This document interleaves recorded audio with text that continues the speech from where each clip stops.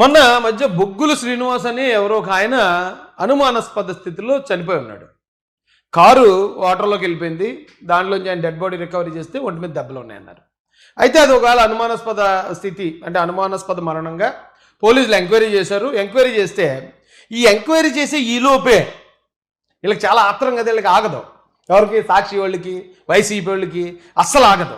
ఇంతకీ బొగ్గుల శ్రీనివాస్ అనే అతను గతంలో ఎప్పుడో పవన్ కళ్యాణ్ గారికి వ్యతిరేకంగా ఆయన్ని కించపరుస్తూ బుక్ రాశాడట. అయితే వైసీపీ వాళ్ళకి నేను ఎప్పుడో మొన్న ఒకసారి చెప్పాను ఒక వీడియోలో, అర్జునుడికి బాణం దొరికిందంటే చెలరేగిపోతాడు, భీముడికి గద దొరికిందంటే చెలరేగిపోతాడు. అలాగా ఒక్కొక్కరికి ఒక్కొక్క ఆయుధం. జగన్మోహన్ రెడ్డి గారికి వైసీపీ బ్యాచ్కి ఒక శవం దొరికిందంటే చెలరేగిపోతారు వాళ్ళు. శవమే వాళ్ళ ఆయుధం. శవాలన్నీ లెక్కటండి ఒకసారి మీకు అర్థమైపోతుంది. సో ఇప్పుడు బొగ్గుల శ్రీనివాస్ గారు శవం వీళ్ళకి దొరికిన వెంటనే పవన్ కళ్యాణ్ మీద ఎక్కుపెట్టించారండి. పవన్ కళ్యాణ్ గారి మీద బుక్ రాశాడు కాబట్టి ఇక వాళ్ళే చంపేశారు. గతంలో కత్తి మహేష్ గారు యాక్సిడెంట్లు చనిపోయినప్పుడు ఆయన కూడా పవన్ కళ్యాణ్ గారిని విమర్శించారు కాబట్టి వాళ్ళే చంపేశారు. మొన్న ప్రవీణ్ పగడాల గారు యాక్సిడెంట్లు చనిపోతే ప్రవీణ్ పగడాల గారు కూడా ఆయన హిందుత్వం మీద మాట్లాడాడు కాబట్టి పవన్ కళ్యాణ్ గారు నారా చంద్రబాబు నాయుడు గారు అసలు సిగ్గనేదే ఉండదండి వైసీపీకి. నాకు అర్థం కాదు. కనీసం ఒక ఆధారం కూడా లేకుండా ఇంత సిగ్గుమాలినతనంగా ఒక ఆరోపణ ఎలా చేస్తారు వాళ్ళు?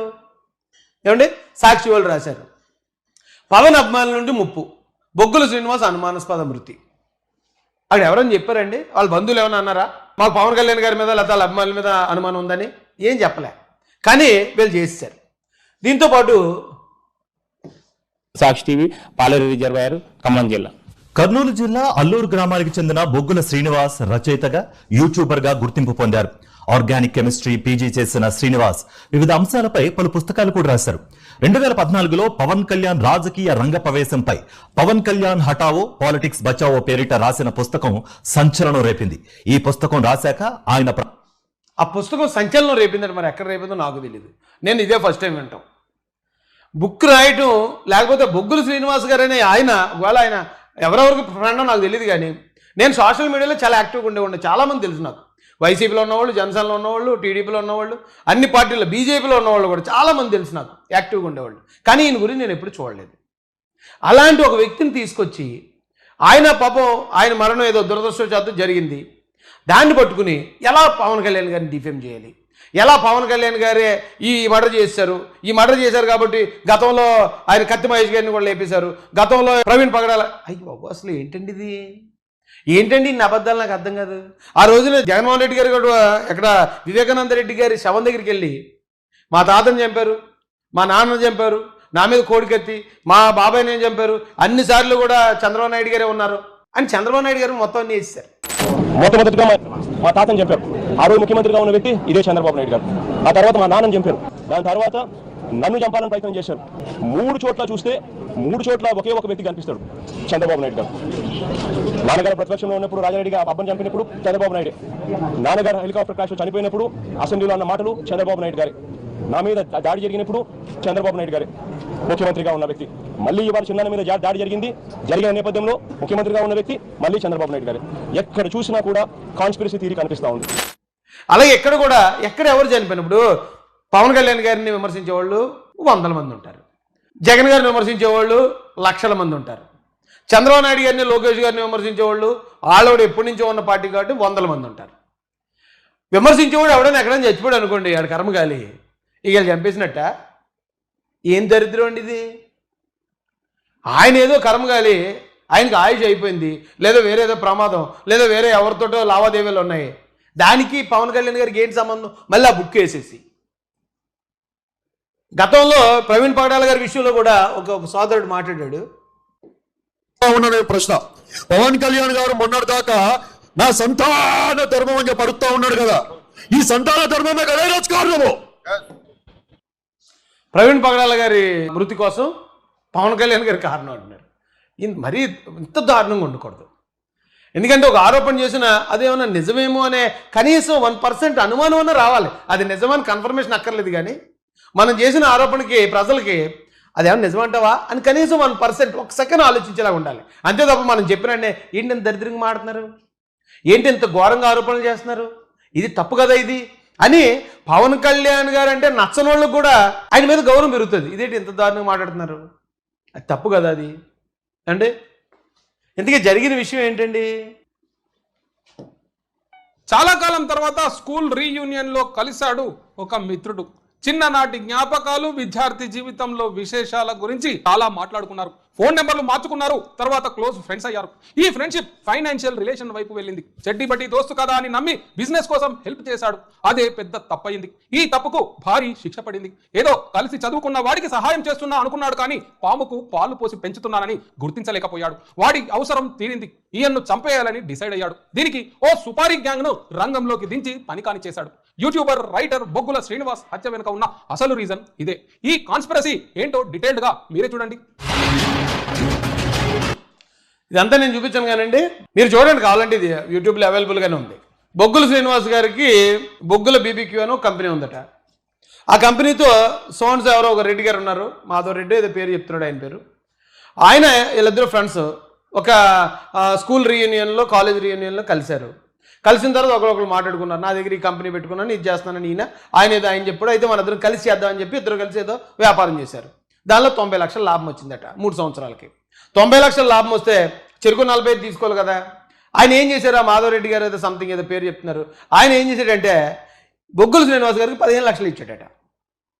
మొత్తం 45 ఇవ్వాలి, 15 ఇచ్చాడు. ఉన్న 30 ఎప్పుడు ఇస్తావు నాకని చెప్పి ఈయన అడగటం మొదలుపెట్టాడు.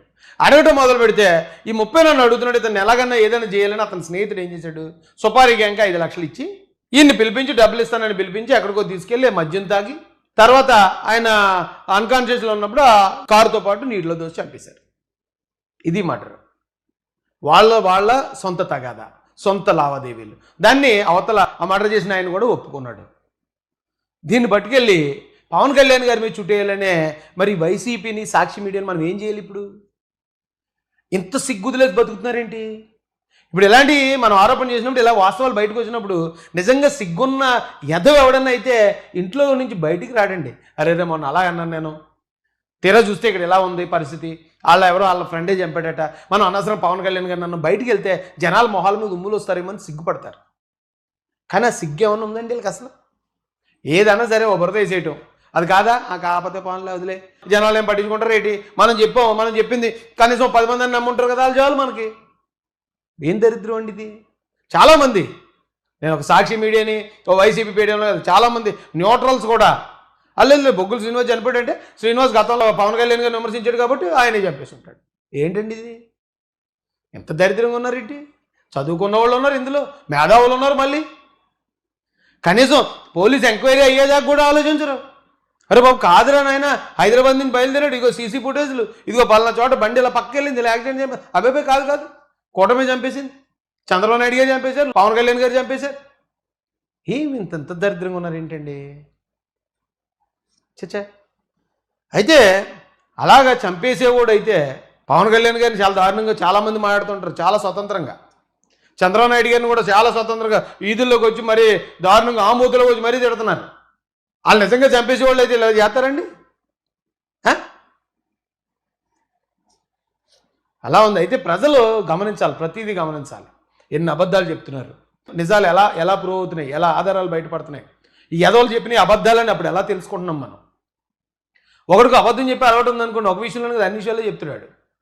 ఒకటి నిజం చెప్పి ఇంకోటి అబద్ధం చెప్పడు, అడు అన్ని అబద్ధాలు చెప్పుకుంటూ వెళ్తున్నాడు. మొన్న మధ్య బొగ్గుల శ్రీనివాస్ అని ఎవరో ఒక ఆయన అనుమానాస్పద స్థితిలో చనిపోయి ఉన్నాడు. కారు వాటర్లోకి వెళ్ళిపోయింది, దాంట్లోంచి ఆయన డెడ్ బాడీ రికవరీ చేస్తే ఒంటి మీద దెబ్బలు ఉన్నాయన్నారు. అయితే అది ఒకవేళ అనుమానాస్పద స్థితి అంటే అనుమానాస్పద మరణంగా పోలీసులు ఎంక్వైరీ చేశారు. ఎంక్వైరీ చేస్తే ఈ ఎంక్వైరీ చేసే ఈలోపే వీళ్ళకి చాలా ఆత్రం కదా, వీళ్ళకి ఆగదు. ఎవరికి? సాక్షి వాళ్ళకి, వైసీపీ వాళ్ళకి అస్సలు ఆగదు. ఇంతకీ బొగ్గుల శ్రీనివాస్ అనే అతను గతంలో ఎప్పుడో పవన్ కళ్యాణ్ గారికి వ్యతిరేకంగా ఆయన్ని కించపరుస్తూ బుక్ రాశాడట. అయితే వైసీపీ వాళ్ళకి నేను ఎప్పుడో మొన్న ఒకసారి చెప్పాను ఒక వీడియోలో, అర్జునుడికి బాణం దొరికిందంటే చెలరేగిపోతాడు, భీముడికి గద దొరికిందంటే చెలరేగిపోతాడు. అలాగా ఒక్కొక్కరికి ఒక్కొక్క ఆయుధం. జగన్మోహన్ రెడ్డి గారికి వైసీపీ బ్యాచ్కి ఒక శవం దొరికిందంటే చెలరేగిపోతారు వాళ్ళు.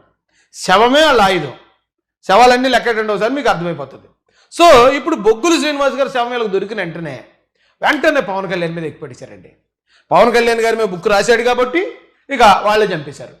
గతంలో కత్తి మహేష్ గారు యాక్సిడెంట్లు చనిపోయినప్పుడు ఆయన కూడా పవన్ కళ్యాణ్ గారిని విమర్శించారు కాబట్టి వాళ్ళే చంపేశారు. మొన్న ప్రవీణ్ పగడాల గారు యాక్సిడెంట్లు చనిపోతే ప్రవీణ్ పగడాల గారు కూడా ఆయన హిందుత్వం మీద మాట్లాడాడు కాబట్టి పవన్ కళ్యాణ్ గారు నారా చంద్రబాబు నాయుడు గారు చెప్పారు. అసలు సిగ్గనేదే ఉండదండి వైసీపీకి, నాకు అర్థం కాదు. కనీసం ఒక ఆధారం కూడా లేకుండా ఇంత సిగ్గుమాలినతనంగా ఒక ఆరోపణ ఎలా చేస్తారు వాళ్ళు? ఏమండి, సాక్షి వాళ్ళు రాశారు, పవన్ అభిమానుల నుండి ముప్పు, బొగ్గుల శ్రీనివాస్ అనుమానాస్పద మృతి.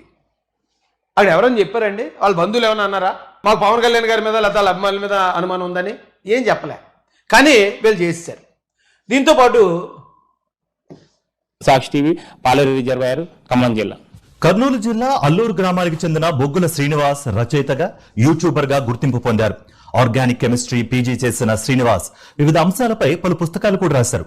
2014లో పవన్ కళ్యాణ్ రాజకీయ రంగ ప్రవేశంపై పవన్ కళ్యాణ్ హఠావో పాలిటిక్స్ బచావో పేరిట రాసిన పుస్తకం సంచలనం రేపింది. ఈ పుస్తకం రాశాక ఆయన ఆ పుస్తకం సంచలనం రేపిందంటే మరి ఎక్కడ రేపిందో నాకు తెలియదు.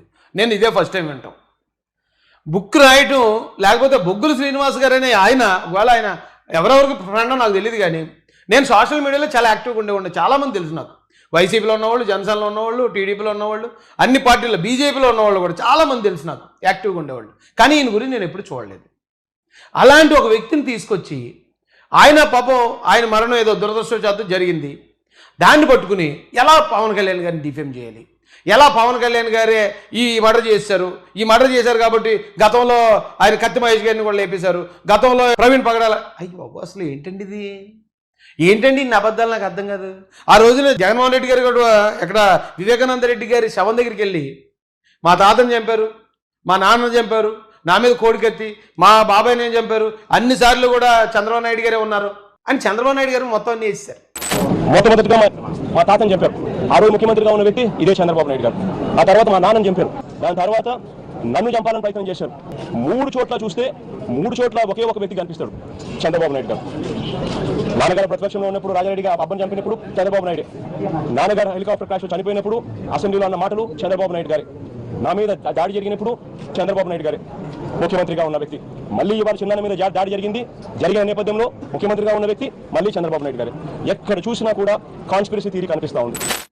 అలాగే ఎక్కడ ఎవరు చనిపోయినప్పుడు పవన్ కళ్యాణ్ గారిని విమర్శించేవాళ్ళు 100 మంది ఉంటారు, జగన్ గారిని విమర్శించేవాళ్ళు లక్షల మంది ఉంటారు, చంద్రబాబు నాయుడు గారిని, లోకేష్ గారిని విమర్శించేవాళ్ళు వాళ్ళోడు ఎప్పటి నుంచో ఉన్న పార్టీ కాబట్టి 100 మంది ఉంటారు.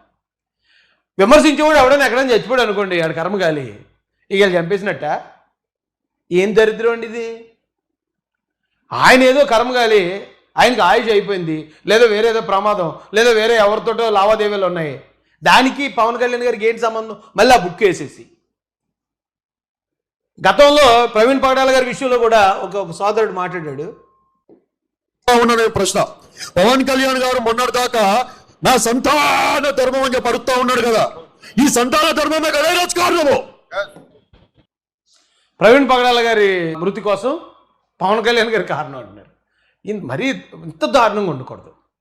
ఎందుకంటే ఒక ఆరోపణ చేసిన అదేమన్నా నిజమేమో అనే కనీసం 1% అనుమానం అన్నా రావాలి. అది నిజమని కన్ఫర్మేషన్ అక్కర్లేదు, కానీ మనం చేసిన ఆరోపణకి ప్రజలకి అదేమన్నా నిజమంటావా అని కనీసం 1% ఒక సెకండ్ ఆలోచించేలా ఉండాలి. అంతే తప్ప మనం చెప్పినట్టే ఏంటి ఇంత దరిద్రంగా మాడుతున్నారు, ఏంటి ఇంత ఘోరంగా ఆరోపణలు చేస్తున్నారు, ఇది తప్పు కదా ఇది అని పవన్ కళ్యాణ్ గారు అంటే నచ్చని వాళ్ళకు కూడా ఆయన మీద గౌరవం పెరుగుతుంది. ఇదేంటి ఇంత దారుణంగా మాట్లాడుతున్నారు, అది తప్పు కదా అది అంటే. ఇంతకీ జరిగిన విషయం ఏంటండి? చాలా కాలం తర్వాత స్కూల్ రీయూనియన్లో కలిశాడు ఒక మిత్రుడు. చిన్ననాటి జ్ఞాపకాలు, విద్యార్థి జీవితంలో విశేషాల గురించి చాలా మాట్లాడుకున్నారు. ఫోన్ నెంబర్లు మార్చుకున్నారు, తర్వాత క్లోజ్ ఫ్రెండ్స్ అయ్యారు. ఈ ఫ్రెండ్షిప్ ఫైనాన్షియల్ రిలేషన్ వైపు వెళ్ళింది. చెడ్డి బట్టి దోస్తు కదా అని నమ్మి బిజినెస్ కోసం హెల్ప్ చేశాడు. అదే పెద్ద తప్పయింది. ఈ తప్పుకు భారీ శిక్ష పడింది. ఏదో కలిసి చదువుకున్న వాడికి సహాయం చేస్తున్నా అనుకున్నాడు, కానీ పాముకు పాలు పోసి పెంచుతున్నానని గుర్తించలేకపోయాడు. వాడి అవసరం తీరింది, ఈయన్ను చంపేయాలని డిసైడ్ అయ్యాడు. దీనికి ఓ సుపారీ గ్యాంగ్ ను రంగంలోకి దించి పనికాని చేశాడు. యూట్యూబర్, రైటర్ బొగ్గుల శ్రీనివాస్ హత్య వెనుక ఉన్న అసలు రీజన్ ఇదే. ఈ కాన్స్పిరసీ ఏంటో డీటెయిల్డ్ గా మీరే చూడండి. ఇదంతా నేను చూపించాను కానండి, మీరు చూడండి కావాలంటే, ఇది యూట్యూబ్లో అవైలబుల్గానే ఉంది. బొగ్గుల శ్రీనివాస్ గారికి బొగ్గుల బీబీక్యూ అని ఒక కంపెనీ ఉందట. ఆ కంపెనీతో సోన్స్ ఎవరో ఒక రెడ్డి గారు ఉన్నారు, మాధవ్ రెడ్డి ఏదో పేరు చెప్తున్నాడు ఆయన పేరు. ఆయన వీళ్ళిద్దరు ఫ్రెండ్స్ ఒక స్కూల్ రీయూనియన్లో, కాలేజ్ రీయూనియన్లో కలిశారు. కలిసిన తర్వాత ఒకరొకరు మాట్లాడుకున్నారు, నా దగ్గర ఈ కంపెనీ పెట్టుకున్నాను, ఇది చేస్తున్నానని ఆయన ఏదో ఆయన చెప్పాడు. అయితే మన ఇద్దరు కలిసి చేద్దామని చెప్పి ఇద్దరు కలిసి ఏదో వ్యాపారం చేశారు. దానిలో 90 లక్షల లాభం వచ్చిందట 3 సంవత్సరాలకి. 90 లక్షల లాభం వస్తే చెరుకు 45 తీసుకోవాలి కదా. ఆయన ఏం చేశారు, ఆ మాధవరెడ్డి గారు ఏదో సంథింగ్ ఏదో పేరు చెప్తున్నారు, ఆయన ఏం చేశాడంటే బొగ్గుల శ్రీనివాస్ గారికి 15 లక్షలు ఇచ్చాడట. మొత్తం 45 ఇవ్వాలి, 15 ఇచ్చాడు. ఉన్న 30 ఎప్పుడు ఇస్తావు నాకని చెప్పి ఈయన అడగటం మొదలుపెట్టాడు. అడగటం మొదలు పెడితే ఈ 30 నన్ను అడుగుతున్నాడు, ఇతను ఎలాగన్నా ఏదైనా చేయాలని అతని స్నేహితుడు ఏం చేశాడు, సుపారీ గ్యాంగ్కి 5 లక్షలు ఇచ్చి ఈయన్ని పిలిపించి డబ్బులు ఇస్తానని పిలిపించి ఎక్కడికో తీసుకెళ్ళి మద్యం తాగి తర్వాత ఆయన అన్కాన్షియస్లో ఉన్నప్పుడు ఆ కారుతో పాటు నీటిలో దోసి చంపేశారు. ఇది మర్డర్. వాళ్ళ సొంత తగాదా, సొంత లావాదేవీలు. దాన్ని అవతల ఆ మర్డర్ చేసిన ఆయన కూడా ఒప్పుకున్నాడు. దీన్ని పట్టుకెళ్ళి పవన్ కళ్యాణ్ గారి మీద చుట్టేయాలనే మరి వైసీపీని, సాక్షి మీడియాని మనం ఏం చేయాలి? ఇప్పుడు ఇంత సిగ్గుదిలేసి బతుకుతున్నారేంటి? ఇప్పుడు ఇలాంటి మనం ఆరోపణ చేసినప్పుడు, ఇలా వాస్తవాలు బయటకు వచ్చినప్పుడు నిజంగా సిగ్గున్న ఎదవ ఎవడన్నా అయితే ఇంట్లో నుంచి బయటికి రాడండి. అరే మొన్న అలా అన్నాను నేను, తీరా చూస్తే ఇక్కడ ఎలా ఉంది పరిస్థితి, వాళ్ళ ఫ్రెండే చంపాడట, మనం అనవసరం పవన్ కళ్యాణ్ గారు నన్ను బయటికి వెళ్తే జనాల మొహాల మీద ఉమ్ములు వస్తారేమో అని సిగ్గుపడతారు. కానీ ఆ సిగ్గు ఏమన్నా ఉందండి వీళ్ళకి అసలు? ఏదన్నా సరే ఓ బురద వేసేయటం, అది కాదా కాకపోతే పవన్లే వదిలే, జనాలు ఏం పట్టించుకుంటారు ఏంటి, మనం చెప్పింది కనీసం 10 మందిని నమ్ముంటారు కదా, వాళ్ళు చాలు మనకి. ఏం దరిద్రం అండి ఇది.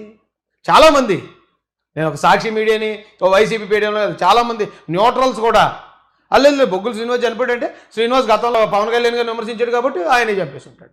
ఏంటండి ఇది? ఎంత దరిద్రంగా ఉన్నారు ఏంటి? చదువుకున్న వాళ్ళు ఉన్నారు, ఇందులో మేధావులు ఉన్నారు. మళ్ళీ కనీసం పోలీస్ ఎంక్వైరీ అయ్యేదాకా కూడా ఆలోచించరు. అరే బాబు కాదురా నాయన, హైదరాబాద్ నుంచి బయలుదేరాడు, ఇగో సీసీ ఫుటేజ్లు, ఇదిగో పలానా చోట బండి ఇలా పక్క వెళ్ళింది, ఇలా యాక్సిడెంట్ చేయ అబ్బాయి కాదు కూటమి చంపేసింది, చంద్రబాబు నాయుడు గారు చంపేశారు, పవన్ కళ్యాణ్ గారు చంపేశారు. ఏమి ఇంత దరిద్రంగా ఉన్నారు ఏంటండి? చచ్చా. అయితే అలాగా చంపేసేవాడు అయితే పవన్ కళ్యాణ్ గారిని చాలా దారుణంగా చాలామంది మాట్లాడుతుంటారు, చాలా స్వతంత్రంగా. చంద్రబాబు నాయుడు గారిని కూడా చాలా స్వతంత్రంగా వీధుల్లోకి వచ్చి మరీ దారుణంగా ఆమూతులోకి వచ్చి మరీ తిడుతున్నారు. వాళ్ళు నిజంగా చంపేసేవాళ్ళు అయితే ఇలా చేస్తారండి? అలా ఉంది. అయితే ప్రజలు గమనించాలి, ప్రతిదీ గమనించాలి. ఎన్ని అబద్ధాలు చెప్తున్నారు, నిజాలు ఎలా ప్రూవ్ అవుతున్నాయి, ఎలా ఆధారాలు బయటపడుతున్నాయి, ఈ ఎదవలు చెప్పిన అబద్ధాలని అప్పుడు ఎలా తెలుసుకుంటున్నాం మనం? ఒకడికి అబద్ధం చెప్పి అలవాటు ఉందనుకోండి, ఒక విషయంలో కదా అన్ని విషయాల్లో చెప్తున్నాడు. ఒకటి నిజం చెప్పి ఇంకోటి అబద్ధం చెప్పడు, అక్కడ అన్ని అబద్ధాలు చెప్పుకుంటూ వెళ్తున్నాడు.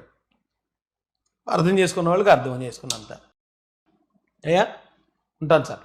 జై భీమ్, జై భారత్, జై జై మహాసేన, జై తెలుగుదేశం, జై చంద్రబాబు, జై జై లోకేష్.